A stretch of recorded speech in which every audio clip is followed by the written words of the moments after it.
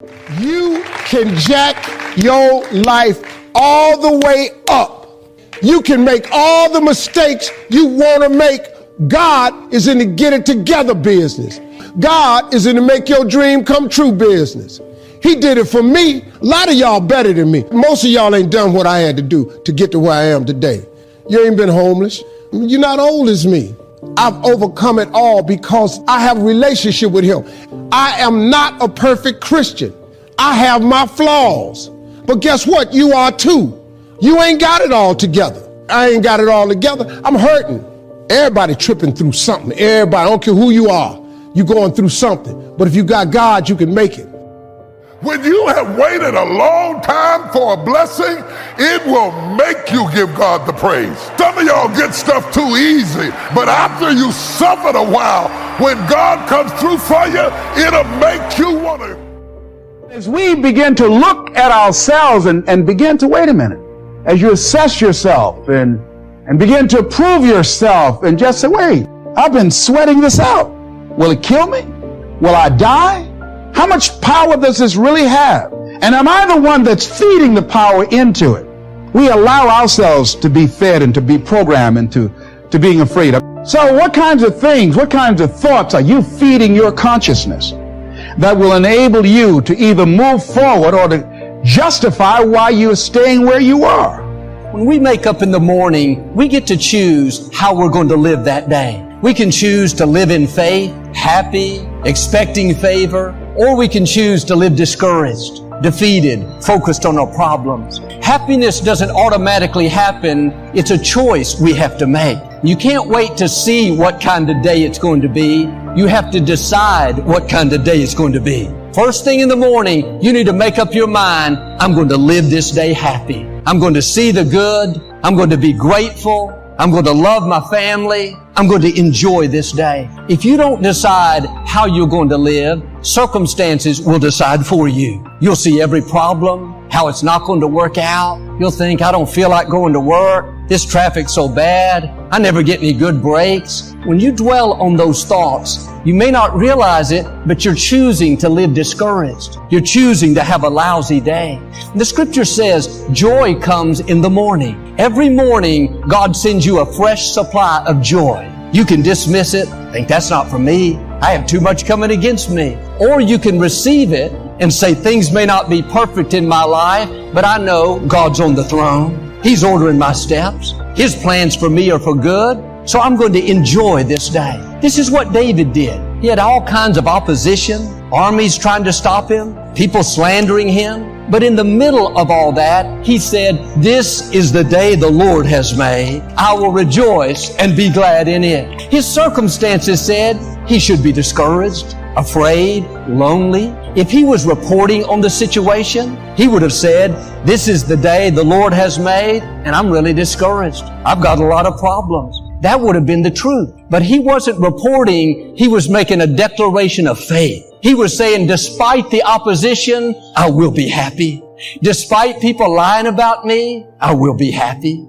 Despite my family not believing in me, I'm going to live this day happy. If you're going to be happy, you have to be happy on purpose. Because there will be people, betrayals, delays, all kinds of things that can cause you to live sour. You have to put your foot down and say, that's it. I'm not letting other people steal my joy. I'm not letting what's not working out cause me to be sour. Not letting this problem at work keep me from enjoying my life. I will rejoice. I will be glad. I will live this day happy. See, your will is more powerful than how you feel. David didn't feel happy when he wrote this, but he declared, I will rejoice. Don't wait to feel happy before you decide to be happy. You have to decide first, then the happiness will come. Now, like David, you may feel discouraged. You may have a good reason. Things were not fair. You went through a loss. Nothing looks promising in your life. The enemy would love for you to never get your hopes up, to think that's the way it's always going to be, just drag through the day sour. No, you have to kick your will into gear. I will be happy. I will enjoy this day. I will focus on the goodness of God. Your will is going to override how you feel. Now, mark of maturity is when you can be happy even when things aren't going your way. That your joy is not based on your circumstances. Well, Joel, when the pandemic is over, I'll get my joy back. When I finish school, I'll be happy again. When the Texans win, I'll be in a good mood.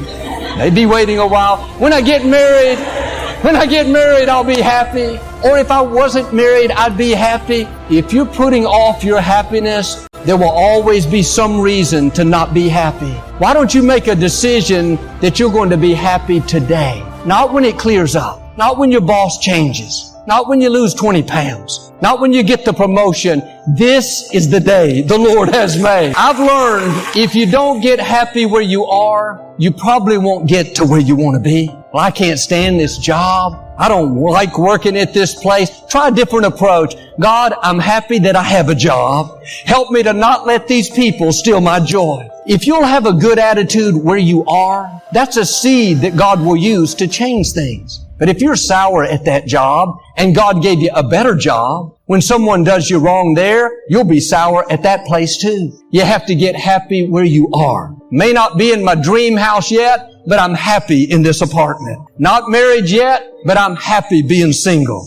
This health issue hasn't resolved yet, but God, I'm going to be happy while you're changing things. You control your own happiness. It's not up to anyone else. You're as happy as you want to be. I played basketball with a young man, and he was always in a good mood, so friendly and upbeat. One day after the game, I asked if he wanted to go get something to eat. He said, "No, I have to go up to the clinic. I'm taking chemotherapy." He'd been fighting cancer for 3 years. I was so surprised, I couldn't tell anything was wrong. I said, "I'm so sorry to hear that." He said, "Don't feel sorry for me. Life is good. I'm blessed, have a beautiful wife, a new son. I'm grateful to be alive." He could have been depressed, thinking, "Why me? This is not fair," sitting around in self-pity. Instead, he made the choice to be happy where he was. I asked him how he had such a great attitude. He said, "When I wake up in the morning, I ask myself, do you want to live depressed or do you want to live happy? I choose to live happy." I wonder how much more we would enjoy our lives if we would do like him and start choosing to be happy. We can't get away from negative circumstances. I can't tell you that having faith will keep you from trouble, bad breaks, people that do you wrong, but I can tell you those things don't have to take your joy. You're in control of your happiness. David said in Psalm 144, "Happy are the people whose God is the Lord." And sometimes we look at circumstances and there's nothing to be happy about. Fighting cancer, going through a pandemic, having trouble at work, nothing good about that. No, the reason we can be happy is our God is on the throne. He controls the universe. He's our provider. He's our healer. He's our vindicator. He's our way maker. We can be happy that the most powerful force in the universe is on our side. No person can stop him. No bad break. No sickness. No addiction. All the forces of darkness cannot stop what God has ordained for you. It's significant that David started off by saying, "This is the day the Lord has made." He could have just said, "I'm going to be glad today. I'm going to rejoice." He was saying, "God, I recognize that you not only made this day, but you've allowed me to be alive. You chose me before I could choose you. You formed me in my mother's womb. I'm not going to waste this day living negative, focused on my problems, dwelling on my hurts. I'm going to live this day to the full." You and I are not here by accident. God could have chosen anyone to be alive today. There are billions of people that have lived and died, but God handpicked you to be here at this time. He woke you up this morning. He gave you strength to get out of bed. He's crowned you with favor. He put seeds of greatness in you. He calls you more than a conqueror, the head and not the tail. One way we honor God is by living happy. He didn't create you to drag through the day, overcome by problems, discouraged by disappointments. Well, this day is a gift from God. We should feel a responsibility to live it in faith, happy, joyful, good-natured. Once this day is over, we can never get it back. We don't have time to waste another minute being negative, discouraged, focused on what didn't work out, complaining over who did us wrong. Get your joy back. Well, Joel, I'd be happier, but I've been through hurts. People have done me wrong. I say this respectfully. Everyone's been hurt.